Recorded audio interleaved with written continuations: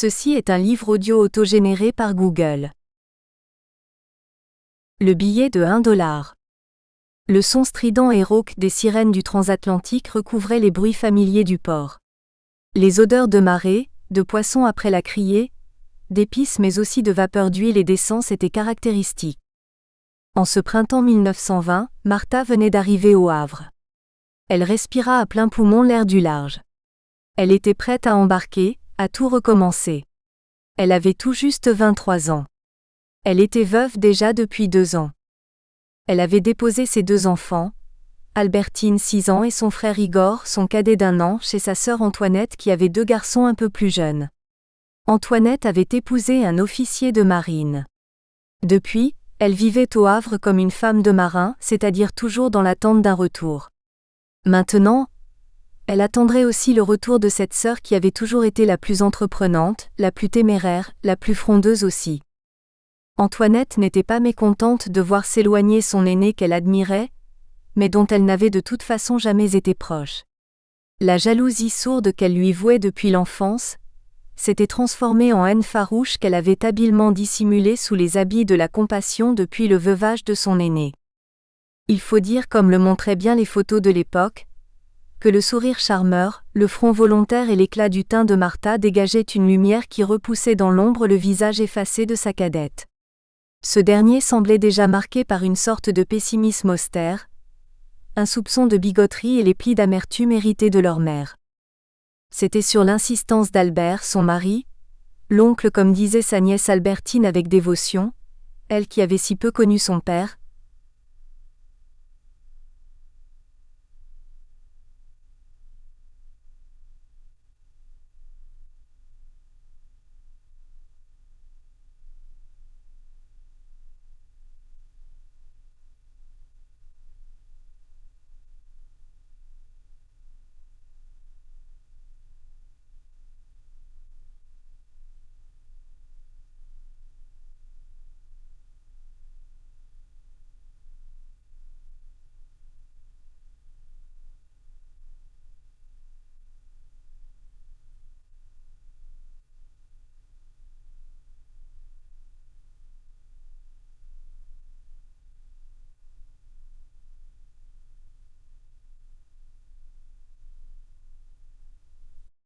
l'oncle Albert était un homme d'honneur et de devoir comme en fabriquait l'époque.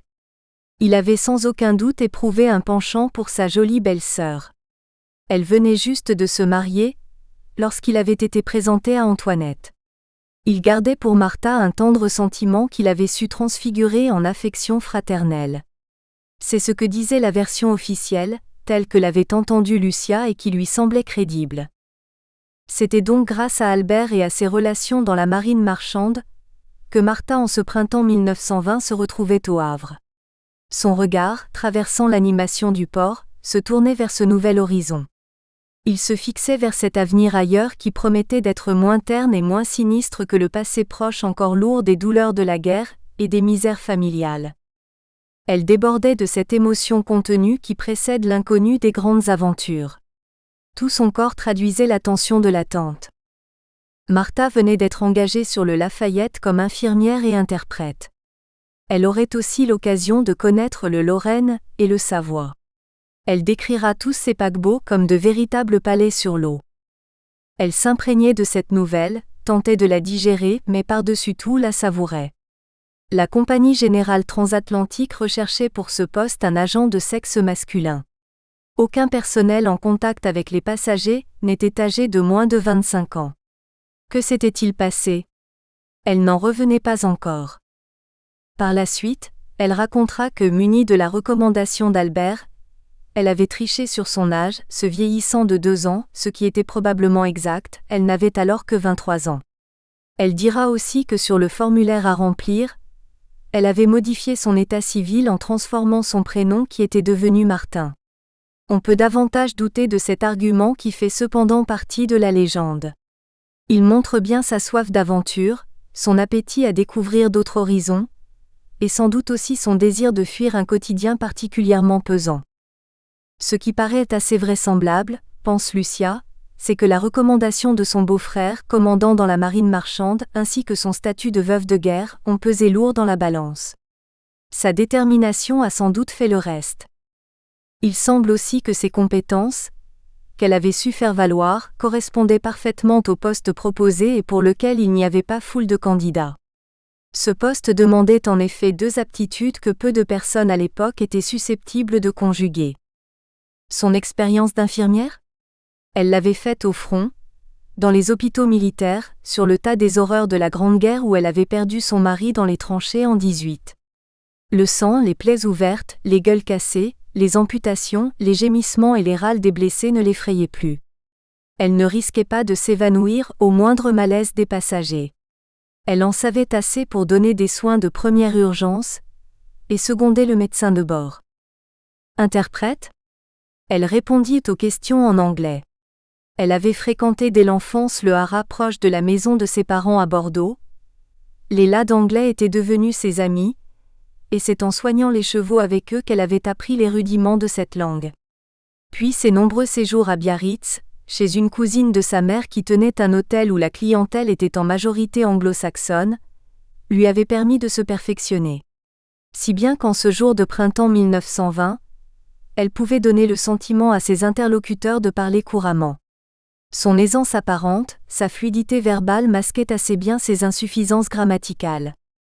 Martha avait pris un risque, celui de se présenter comme une femme libérée bien avant l'heure, attitude qu'elle cultivera toute sa vie, mais en la nuançant d'un peu de conformisme l'âge venu. Elle était vêtue de manière sobre et stricte, d'un costume de couleur neutre et d'une élégance presque masculine dont les couturiers, quelques décennies plus tard, raffoleraient. Cette austérité rehaussée par une allure très féminine, n'avait pu que jouer en sa faveur. Elle avait cependant clairement conscience que les réticences à son égard n'étaient pas minces, et qu'elle aurait à les vaincre et à convaincre. Elle venait de gagner une bataille, mais le plus difficile restait sans doute à venir. Elle était, à cette période, la première femme à bord dans le personnel navigant de la Transat à ce poste de responsabilité. De plus, elle n'avait aucune expérience de la mer, aucune connaissance des navires, et encore moins de la vie sur un paquebot.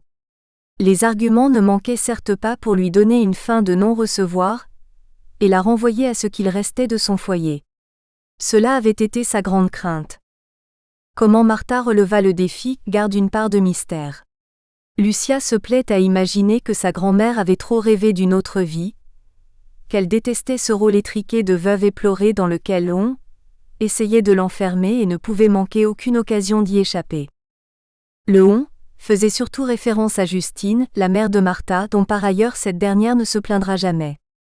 Tout au plus pouvait filtrer de son récit que Justine avait voulu caser ses filles le plus tôt possible, en les mariant toutes les deux avant l'âge de 16 ans.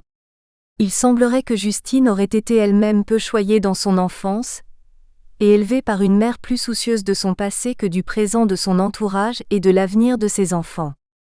Selon certaines rumeurs, comme il en circule dans toutes les familles, Catherine, la grand-mère d'Antoinette et de Martha, aurait été abandonnée et confiée tout bébé aux bons soins du curé d'un village de la vallée de la Soule, petite province basque proche de la frontière espagnole.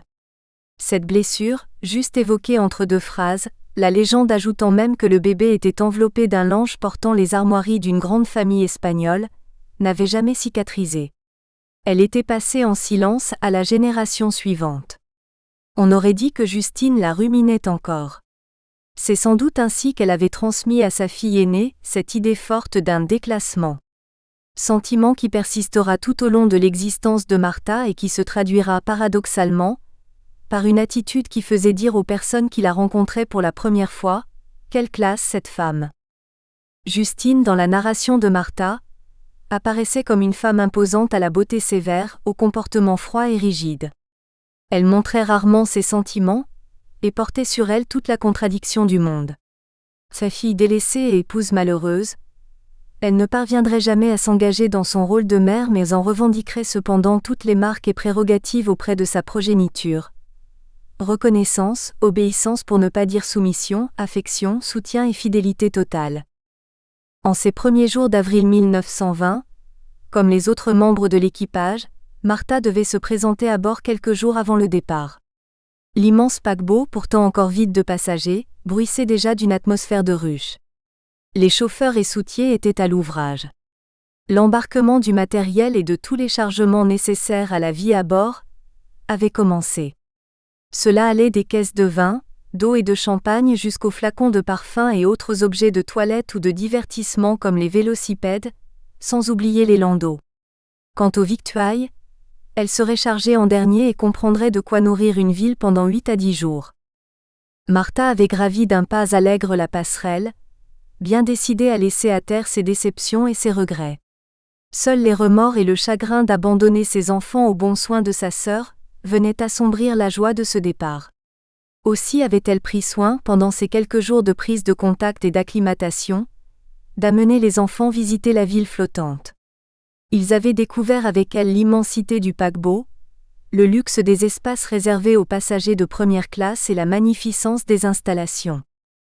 Si Albertine s'était montrée d'abord médusée par l'immensité des lieux et plus inquiète que curieuse, Igor, lui, ne tenait pas en place. Il fallait l'empêcher de courir dans les couloirs et sur les ponts, de dévaler les escaliers, de fureter partout et de prendre la bibliothèque ou le fumoir pour un terrain de jeu de cache-cache. Malgré cette animation qui régnait à bord et le joyeux tapage de son fils, Martha voyait bien le reproche dans les yeux de sa fille et sa mine assombrie. Ses sentiments étaient d'autant plus mêlés qu'elle était fascinée par la découverte de ce navire hors norme. Elle se plaisait déjà à imaginer la vie à bord d'un des plus beaux transatlantiques de l'époque. Elle ne pouvait être que source d'émerveillement, riche de rencontres et d'imprévus. Elle ne serait pas déçue. Comme pour beaucoup de passagers de toute classe dont c'était le premier voyage, le simple mot d'Amérique portait en cette année 1920, le rêve de tous les possibles.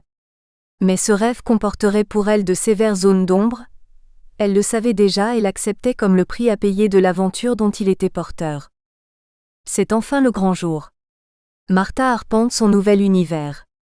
Le matelot chargé de la guider dans ses premiers pas de navigante l'entraîne maintenant, sans doute dans l'intention de l'éblouir, vers l'immense salle de restaurant des passagers de première classe. Elle se montre davantage impressionnée par le grand escalier à double révolution. Elle saisit immédiatement que ce ne doit pas être une mince affaire de s'y tenir les jours de tempête. Son guide lui précise en effet que cet escalier est surnommé la descente. Elle en fera plusieurs fois l'expérience le dévalant un peu trop vite, et racontera avec humour à ses petits-enfants comment certaines élégantes y jouaient les équilibristes les jours de fort engage. Martha se dirige ensuite vers sa cabine située dans le quartier de l'équipage.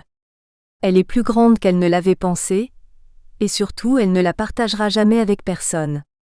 Pour la première fois de sa vie, elle dispose d'un espace personnel et protégé.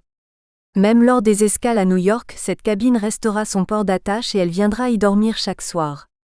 Cette habitation exiguë mais flottante lui convient parfaitement, c'est une aire de liberté.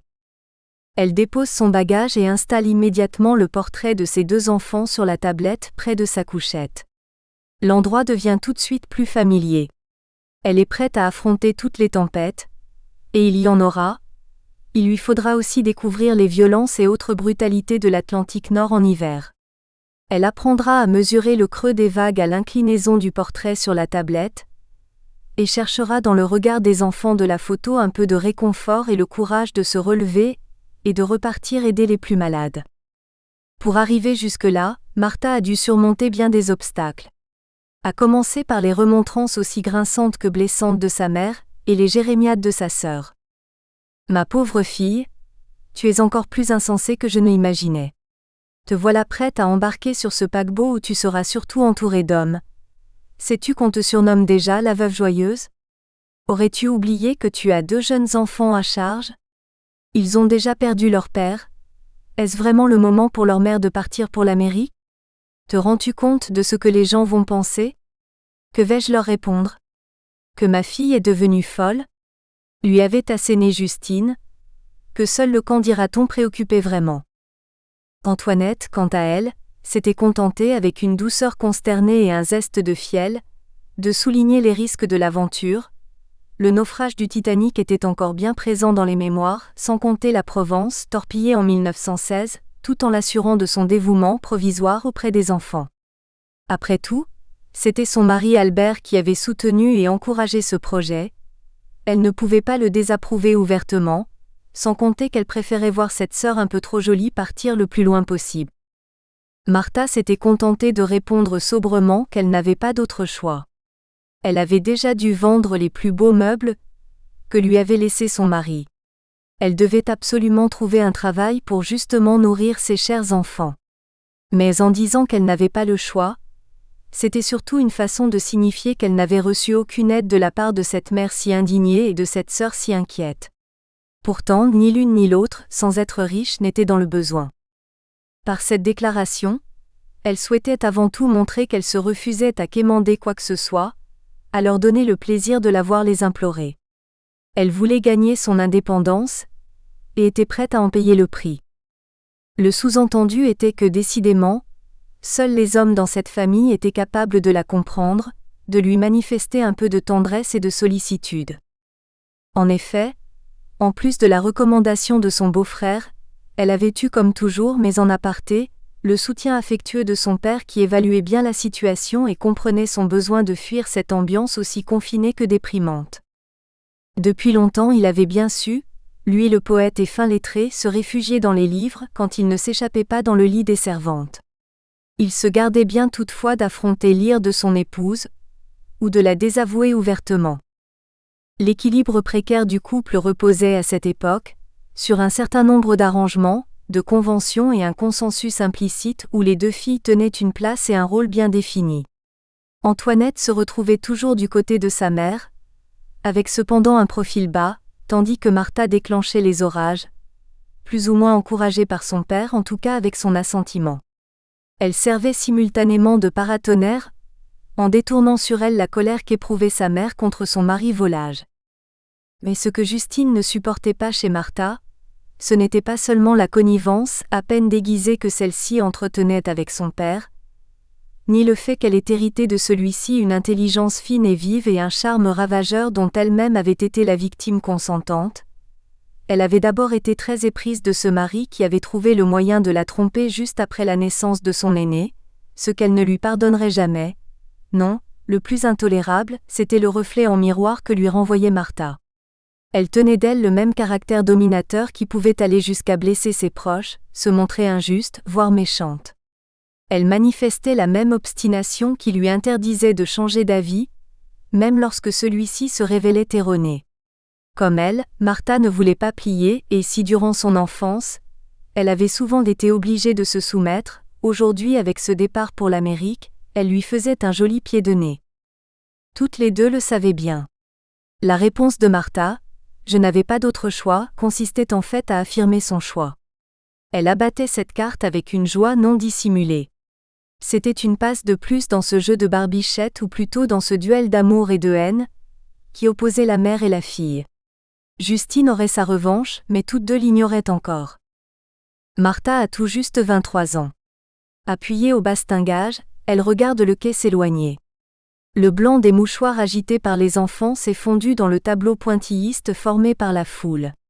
Elle essuie vite une larme, se détourne, prend une respiration profonde, puis rejoint le médecin de bord pour prendre ses instructions.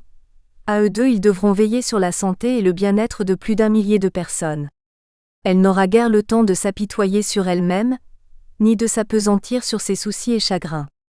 L'effervescence qui règne à bord repousse dans l'ombre le nuage de la déprime, ce sera sa meilleure drogue. Sur le quai, les deux enfants se tiennent par la main et continuent de l'autre à agiter leurs mouchoirs. Igor, du haut de ses 5 ans, ne réalise pas vraiment. Il est captivé par l'animation du port, et reste subjugué par la splendeur du paquebot sur lequel est montée sa mère. Albertine, elle, est secouée de sanglots. Elle a déjà compris qu'elle ne reverrait jamais son papa, et maintenant voilà que cet énorme bateau emporte sa maman. Un désespoir immense la submerge. Il restera toute sa vie tapi au plus profond d'elle-même, prête à ressurgir à la moindre occasion. Et bien d'autres drames viendront encore creuser cette faille. Mais voici que les jeunes cousins, voyant Albertine en larmes, commencent aussi à pleurer sans trop savoir pourquoi. Ça suffit. Antoinette, d'un geste autoritaire, entraîne tout son monde, on rentre à la maison. Très vite, les jeux des 3 garçons vont reprendre et détendre l'atmosphère. Albertine pour cette fois oubliera son chagrin. Dès cette période, où les cousins vivront comme frères et sœurs, va se tisser un lien affectif très fort quoique peu affiché. Cette complicité de la prime enfance laissera une empreinte qui restera sensible dans leur relation et ne se démentira pas au cours de leur vie adulte. Là encore, quelque chose d'indéfinissable passera à la génération suivante, stimulant des affinités électives entre certains des enfants des cousins du Havre. Très vite Martha, elle, va trouver ses marques, apprivoiser la topographie, les usages, coutumes et autres codes de cette ville flottante. Adoptée par le personnel de bord, au départ souvent moqueur pour ne pas dire franchement ironique, elle deviendra leur mascotte. Elle s'adapte rapidement. Dans cet univers d'hommes, elle apprend à ravaler ses larmes et ses faiblesses, mais ne reniera jamais sa féminité et saura cultiver et utiliser son charme. Elle découvre cependant que pour être respectée, il faut maintenir des distances. Nous espérons que vous avez apprécié cet aperçu. Pour continuer à écouter ce livre audio sur Google Play Livres, utilisez le lien dans la description de la vidéo.